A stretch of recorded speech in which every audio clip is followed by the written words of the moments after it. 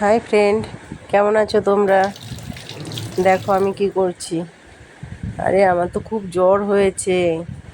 তো আমাদের বাড়ি কাকিমা বলল যে কাগজি লেবুকে ভালো করে ধুয়ে কেটে পুড়িয়ে গরম গরম সেই রসটা খাও, দেখো মুখে স্বাদ ফিরে আসবে।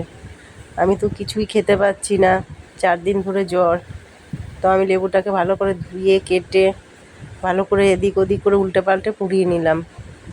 তারপরে সেই লেবুটাকে নামিয়ে একটু নুন দিয়ে লেবুটাকে খেলাম। সেই মুখে কি আর ভালো লাগে, এই জ্বরের মুখ। তবুও গরম গরম খেতে বলেছে কাকিমা, তো খেয়ে নিলাম। দিয়ে তারপর দেখছি যে লেবুটা খেতে ভালোই লাগছে, কিন্তু এত টক, আমার আবার টক খাওয়া বেশি অভ্যাস নেই, আমি অত টক পছন্দ করি না। তারপর খেতে খেতে দেখছি যে না, ভালোই লাগছে, পোড়া পোড়া একটা গন্ধটা পাচ্ছি, ভালোই লাগছে খেতে।